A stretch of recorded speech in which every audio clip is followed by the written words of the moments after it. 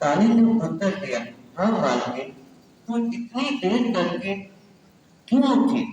मालकिन, कुछ बात नहीं। दुष्ट लड़की कहती है, कुछ बात नहीं।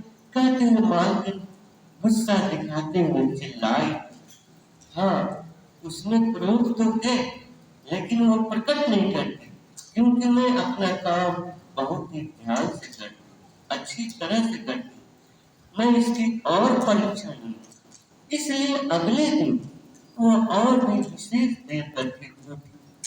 मालकिन जोर से चिल्लाई, काली काली। लड़की बोली, हाँ मालकिन, तुम इतनी देर की क्यों उठी? मालकिन, कुछ बात नहीं। दुष्ट लड़की, इतनी अधिक देर से उठना कुछ बात ही नहीं। कहकर गुस्से में मालकिन चिल्लाई और उसने दरवाजे की अरगल निकालकर लड़की के सिर पर दे मारी। लड़की के सिर से खून बहने लगा। रक्त बहते हुए अपने टूटे हुए सिर को लेकर लड़कियां जोर जोर से रोने लगी और पड़ोसियों को बुलाकर, देखो रे लोगों, अपने शांत मालकिन को, देखो रे लोगों, अपने सुशील मालकिन को ने क्या किया है, देखो शांत मालकिन ने क्या किया है।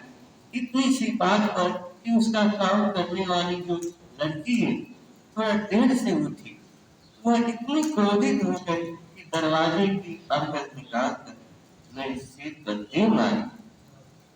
अब मेरा सर फूट डाला। परिणाम था क्या हुआ? विदेशिका मशहूर हो गई कि वह बहुत ही हिंसक, शांत और विनम्र नहीं है। इस तरह से कोई भिक्षु भी कोई भिक्षु भी सुशील और शांत और विनम्र रह सकता है, जब तक उसके विरुद्ध में कोई अप्रिय बातें न कही जाए।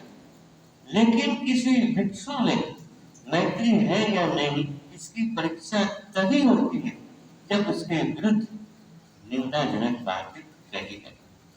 उसमें तभी उस भिक्षु को पता चलेगा, जब उसके प्रति कोई व्यक्ति अपशब्द बनेगा, तभी उसे उस भिक्षु के बारे में पता चलेगा कि सही मायने में यह भिक्षु है या नहीं है, इसमें सहनशीलता है या नहीं है, या क्यों ही जीवन धारण किया।